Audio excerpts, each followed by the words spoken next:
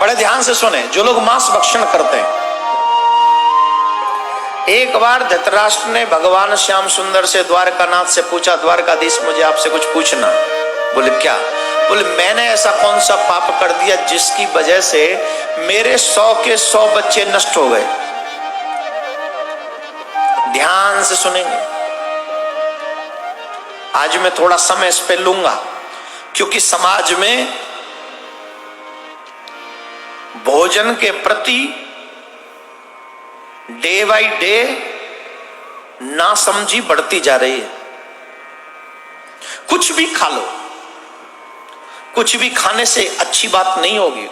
कुछ भी खाओगे तो भोगना तुम्ही को पड़ेगा। सुनो, मैं तुम्हें समझा रहा हूं, सावधान होकर सुनना। थोड़ा अटेंशन एक्स्ट्रा चाहिए मुझे आपका। ऐसे बैठो। धृतराष्ट्र ने पूछा कृष्ण से, मैंने ऐसा कौन सा अपराध किया जिसकी वजह से मेरे 100 के 100 बच्चे नष्ट हो गए? एक आध तो बच जाता। भगवान श्री कृष्ण कह रहे हैं, हे महाराज, मैं आपको एक बात बता दूं, व्यक्ति को अपने ही कर्मों का फल भोगना होता है। चाहे जैसे भी कर्म जीव करे, जैसे भी कर्म करेगा उसे अपने अपने कर्मों का फल भोगना ही पड़ेगा। बहुत से लोग आपने देखे होंगे, वेदों में झूठ वो कह देते कि लिखा है बलि चढ़ाओ मांस खाओ, या यजुर्वेद में कहा है कि मनुष्य को सभी आत्माओं का अपनी आत्मा जैसे ही समतुल्य सम्मान करना चाहिए।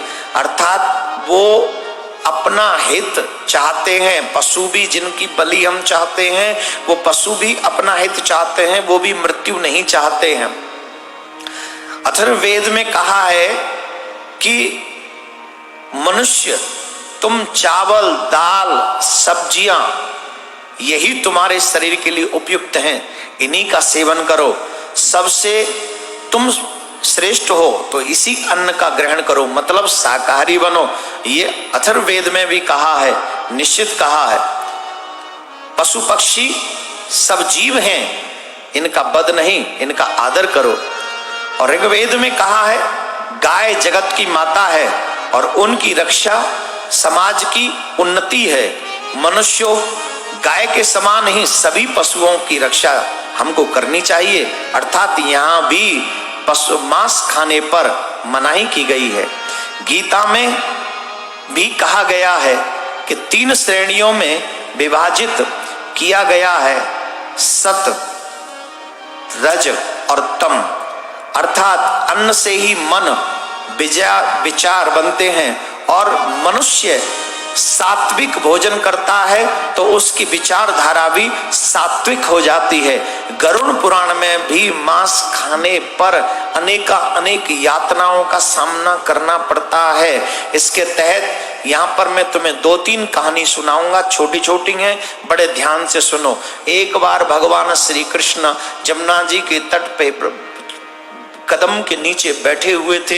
एक मृग भयभीत होता हुआ भागा भागा चला आया और भगवान के पीछे जाके छिप गया। भगवान ने उसे अपने पास, कृष्ण ने अपने पास बुलाया, उससे पूछा तुम क्यों परेशान हो? वो रो रहा था, उसकी आंखें अश्रु बहा रही थी, वो भयक्रांत था, भयभीत था। इतने में एक शिकारी आया और शिकारी ने कहा कि तुम ये जो मृग है इसे हमें दे दो, ये मेरा शिकार है, मैं इसका वध करूंगा। भगवान ने कहा नहीं, किसी का वध करना ये ठीक नहीं, किसी जीव की हत्या करना ये ठीक नहीं। अरे बोले तुम मुझे उपदेश दो, मत दो, क्योंकि मैं तुम्हारे उपदेश के लायक नहीं हूं, मुझे उपदेश समझ में नहीं आता। ये मेरा शिकार है, ये मेरा हित है कि मैं इसे मारूं, इसे भूनूं और भून के जलाकर तपाकर मैं इसे खाऊं, ये मेरा भोजन है। भगवान बोले देखो, उसने कहा इस पे मेरा अधिकार है। भगवान बोले नहीं, सबसे पहले जीव के ऊपर, अपने ऊपर अपना ही अधिकार है। इस मृग का अधिकार सबसे पहले तुम्हारा से ज्यादा अपना अधिकार इसका है। जीव हत्या करने से महापाप लगता है, जब तुम इसकी हत्या करोगे तो तुम्हें महापाप भोगना पड़ेगा। अरे बोले तुम मुझे उपदेश मत दो, वेदों में भी लिखा है कि पशु बलि चढ़ानी चाहिए। भगवान समझ गए मांस आहार कर करके इसकी बुद्धि जो है तमोगुणी हो गई और इसलिए इसको बोध नहीं हो रहा है, मेरी बातों को भी ये समझ नहीं रहा है। तब भगवान ने कहा मैं तुम्हें एक कथा सुनाता हूं, ध्यान से सुनो, उस कथा को सुनकर तुम्हें को समझ में आ जाएगा। बोले हाँ सुनाइए।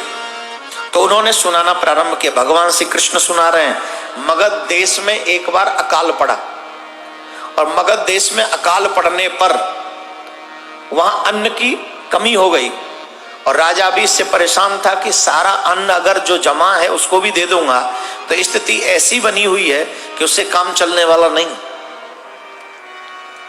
तो अब मैं क्या करूं। तो उसने सभा बुलाई, मंत्री लोग बुलाए इस विचार के लिए कि भाई क्या करना चाहिए। तो वहां पर जो सावंत लोग बैठे हुए थे, धनवान लोग और कुछ सलाहकार, उन्होंने कहा देखो महाराज अन्न तो हो नहीं रहा, इसलिए बहुत आसान एक काम है कि जीव मांस भक्षण करना प्रारंभ कर दे अगर अन्न नहीं हो रहा है तो। मांस भक्षण सबसे आसान है, अन्न उगाने में तो समय भी लगता है, अन्न उगाने में वेट भी करना पड़ता है और मांस भक्षण में तो कोई इंतजार नहीं करता, मारो तपाओ और खाओ, और सबसे सस्ता भी है भाई, मांस तो सबसे सस्ता भी है। इसलिए हमको लगता है कि मांस भक्षण प्रजा को प्रारंभ कर देना चाहिए। एक ने प्रस्ताव रखा, बाकी के सबने उद्बोधन कह दे हाँ जी यही ठीक है, यही ठीक है, यही ठीक है। लेकिन उस राज्य के प्रधानमंत्री ने कोई सलाह नहीं दी, वो मौन रहे।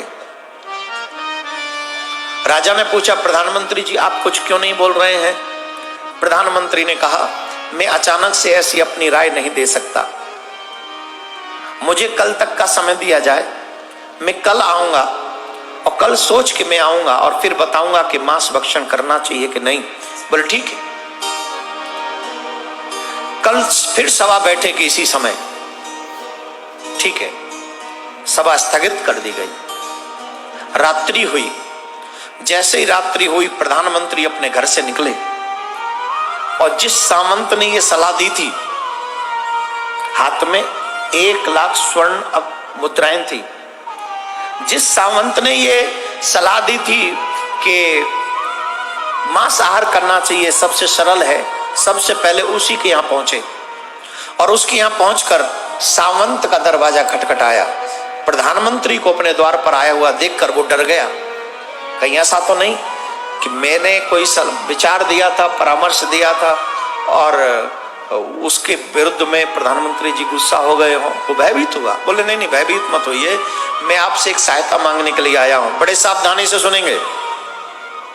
बोले क्या। बोले मैं तुमसे ये मांगने आया हूं कि अचानक से राजा की हालत बड़ी खराब हो गई है और राजा का उपचार अभी नहीं किया गया तो राजा प्राण त्याज देंगे। अभी रात्रि में तुरंत एक काम करो। क्या। बोले मुझे 2 तोला मांस चाहिए, मात्र 2 तोला। मैं चाकू साथ में लाया हूं, तुम्हारे हृदय का 2 तोला स्वर्ण मांस निकालूंगा और इसके बदले में 1 लाख स्वर्ण मुद्राएं तुमको दूंगा। अरे बोले महाराज मुझे क्षमा करो, किसी और से मांग लो। बोले नहीं नहीं, आपने जो सलाह दी वो तो अच्छी है, पर राजा कितने अच्छे हैं, राजा की प्राण बचाने के लिए तुम अपना स्वर्ण मुद्रा लेकर भी 2 तोला मांस नहीं दे सकते। बोले रुको रुको रुको। भागा भागा गया, उसने 5 लाख स्वर्ण की मुद्राएं ले आया। सामंत में तो अच्छा आदमी था, धनवान था। बोले ये ले लो 5 लाख, मुझे छोड़ दो, किसी और से मांग लो, मुझे और किसी को बताना मत। प्रधानमंत्री लिए, फिर जिन्होंने उद्बोधन किया था, जिन्होंने समर्थन किया था, उनके पास में गए और उनसे कहा ऐसे ही कि महाराज की तबीयत खराब है और उनका प्राण कभी भी निकल सकता है, उनको 2 तोला मांस चाहिए। तो किसी ने 1 लाख स्वर्ण की मुद्राएं दी, किसी ने 5 लाख दी, किसी ने 10 लाख दी, लेकिन किसी ने 2 तोला स्वर्ण नहीं दिया और सबने एक ही बात 2 तोला मांस नहीं दिया। तो तोले के नाम पे ये स्वर्ण नहीं याद आता है, आजकल तोले में यही मिलता है, पर फिर भी मांस 2 तोला नहीं मिला उसे, प्रधानमंत्री को कहीं नहीं मिला 2 तोला मांस। और सबने एक ही बात कही, महाराज हमारा नाम मत लेना कि हमने नहीं दिया, पर मुद्रा ले जाओ, स्वर्ण की मुद्रा ले जाओ। ठीक है, ऐसा हुआ। सुबह सभा हुई, सभा एकत्रित हुई, सभा जुड़ी। और जब सभा जुड़ी तो सब लोग ये सोच के गए कि राजा पता नहीं कौन सी हालत में होगा, बचा भी कि मर गया। पहले कोई न्यूज चैनल तो होते नहीं थे जो लाइव कवरेज हो जाए, पता नहीं क्या होगा। अब देखे तो राजा तो उसी ठाट बाट में आए और आसन पर बैठ गए। जितने भी सावंत वहां पर बैठे थे, जिन्होंने किसी ने 5, किसी ने 10, किसी ने 1 दिया, वो तो टेंशन में आ गए। बोले प्रधानमंत्री ने हमसे झूठ बोला, पर कहें किससे, क्योंकि पता चल जाएगा 2 तोला तुमने मांस भी नहीं दिया राजा के प्राण बचाने के लिए, तो कह भी नहीं सकते। मन ही मन कह रहे प्रधानमंत्री ने झूठ बोला। उतने में प्रधानमंत्री आए, और प्रधानमंत्री जब आए, राजा ने पूछा तुम्हारी क्या राय है प्रधानमंत्री जी। तो राजा से प्रधानमंत्री ने कहा, महाराज सारी रात ढूंढा मैंने, ये महोदय कह रहे थे मांस बहुत सस्ता है, 2 तोला मांस लेने के लिए गया मैं, सारी रात मेहनत करी, मुझे 2 तोला मांस नहीं मिला। फिर सामने 1 करोड़ सोने की असरफियां पटक दी। ये क्या है? बोले महाराज 1 करोड़ सोने की असरफियां हैं, लेकिन 2 तोला मांस नहीं मिला मुझे। जो कह रहे थे मांस सस्ता होता है, मांस सस्ता नहीं होता है। आप अपने में से 1 तोला मांस निकाल के देखिए, तब तुम्हें पता चलेगा कि मांस खाना कितना बड़ा अपराध है, कितना बड़ा अपराध है। अपने में से 1 तोला निकाल के खाओ ना। दूसरों का किलो आधी किलो खा जाने वाले अपना 1 तोला भी तो निकाल के खाओ ना। प्रधानमंत्री ने कहा ये सस्ता नहीं है, और जीव हत्या, मांस भक्षण से जीव की विचारधारा खराब होगी, तो ये बिल्कुल नहीं करना चाहिए। प्रधानमंत्री की बात को राजा ने अप्रिशिएट किया, वाह धन्य है। फिर वो 1 करोड़ असरफियां किसानों की व्यवस्था में लगा दी गई, पानी के संसाधन बढ़ा दिए गए, जिससे उनकी जल्दी से किसानों को अन्न मिल सके। भगवान श्री कृष्ण की इस कथा को सुनकर उस शिकारी ने भी शिकार करना बंद कर दिया। लेकिन धर्मराज धृतराष्ट्र ने कहा, मैंने कौन सा अपराध किया जिसके बदले मेरे 100 पुत्र मर गए? तो भगवान श्री कृष्ण कह रहे, महाराज जरा ध्यान से सुनो, आप पूर्व जन्म में एक राजा थे, बड़े धार्मिक राजा थे। सावधानी से सुनना, बहुत काम आएगी। जो लोग मांस खाते हैं बिना सोचे समझे, उनको आज जगने का अवसर है, और जब तुम्हारी आंखें खुल जाएं तो आगे भी शेयर कर दीजिएगा, जिससे औरों की भी आंखें खुल जाएं, क्योंकि ये कहानी आपकी आंखें खोलने के लिए पर्याप्त है जो बोलने जा रहा हूं। और इतने पर भी जो लोग ना समझे, उन्हें एक बात समझ लेनी चाहिए कि आपने अपने हाथों से अपने विनाश के लेटर पर साइन कर दिया है। अपने विनाश के लेटर पर आप लोगों ने साइन कर दिया है। अगर इसके बाद भी ना सुधरे तो ये विनाश का लेटर है, साइन करना है कि नहीं वो तुम जानो। महाराज कह रहे हैं भगवान श्याम सुंदर कि आप पूर्व जन्म में एक बहुत बड़े धार्मिक राजा थे। आप ही के देश में एक बहुत अच्छे पति पत्नी ब्राह्मण रहा करते थे, और वो ब्राह्मण पति पत्नी बड़े श्रेष्ठ थे, बहुत अच्छे थे, धार्मिक थे। तीर्थ यात्रा करने का उनका मन हुआ, लेकिन उनके पास एक हंस का जोड़ा था, हंस और हंसनी। वो सोच रहे कि हमें इसे लेके कहां कहां डोलेंगे, और इसे किसी के यहां छोड़ दें तो वो ठीक नहीं कि इनकी रक्षा करेगा भी कि नहीं करेगा, हम क्या करें। तो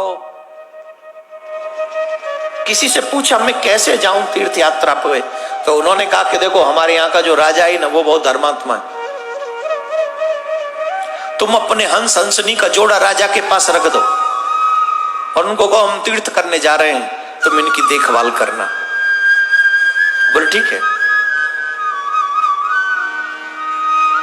चले गए।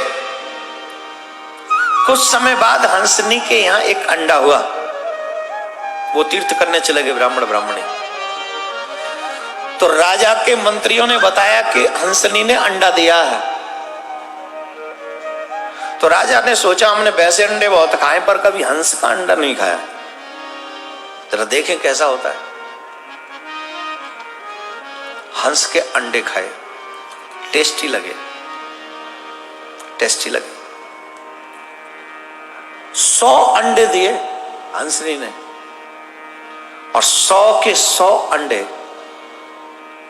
ये राजा खा गया। जब 100 के 100 अंडे राजा खा गया तो हंसनी ने कहा, हे ब्राह्मण ब्राह्मणियों, तुम हमें किस राक्षस के यहां छोड़ गए? तुमने जिसे रक्षक समझा था वो तो हमारा भक्षक निकला, हमारे संतान को खा गया है। जिसकी 100 संतानें समाप्त हो गई हो, क्या वो बीमार नहीं होंगे? क्या वो मृत्यु को प्राप्त नहीं होंगे? दुखियाते दुखियाते हंसनी ने भी अपना दम तोड़ दिया, दम तोड़ दिया। और जब दम तोड़ दिया तो वो समय भी आया, एक दिन ब्राह्मण ब्राह्मणी आए, राजा को प्रणाम किया। राजा को प्रणाम करके पूछा, महाराज आपकी कृपा से हम तीर्थ कराए, अब कृपा करके बताइए हमारे हंसनी कहाँ हैं, उन्हें हमें दे दीजिए। राजा ने कहा, महाराज देखिए आप बहुत अच्छे हैं, तीर्थ कराए, हमने बहुत कोशिश करी, आपके हंसनी को पता नहीं कौन सा रोग लग गया, ऐसा रोग लगा जिसका हमको पता नहीं, अचानक से ऐसा कोई रोग लगा। हमने अपने वैद्य इत्यादि सब लगाए, सब व्यवस्थाएं की, पर महाराज हम आपके हंसनी को बचा नहीं सके, दोनों ने प्राण त्याग दिए। तो राजा की बात को सत्य मानकर ब्राह्मण ब्राह्मणी वहां से चले गए। भगवान कह रहे, महाराज वही 100 अंडे आपके पुत्र बने आकर, वही 100 अंडे आपके पुत्र बने आकर, और आप तो अंधे थे ही, लेकिन आपका सहारा वही बच्चे थे, पर अपना बदला लेने के लिए वो बीच भंवर में, बीच यात्रा में छोड़कर तुमको चले गए। तुमने हंसनी के अंडे खा लिए और वही अंडे तुम्हारे बच्चे बने, और तुमसे बदला लेने के लिए बीच में ही छोड़कर चले गए, समाप्त हो गए। तुम्हें तुम्हारे कर्म का ही फल मिला है, किसी और के कर्म का फल आपको नहीं मिला। तो मैं यहां पर इस कथा के माध्यम से एक बात समझा देना चाहता हूं, जो जीव मांस भक्षण करते हैं उनका फल हमें और हमारी नेक्स्ट जनरेशन को भी भोगना पड़ता है, और इस जन्म में न भोग पाए तो अगले जन्म तक भी भोगना। गरुड़ पुराण में तो मांस भक्षण करने वाले को यमराज के यहां पर यमपुरी में जैसी जैसी यातनाएं दी जाती हैं, आप पढ़िएगा। इसलिए आज इस कथा को सुनने के बाद संकल्प कीजिए, न हम न हमारे बच्चे कभी मांस भक्षण हम नहीं करने देंगे, चाहे कुछ भी हो जाए। सीख लो, इस बात को सीखना जरूरी है, बहुत जरूरी। भगवान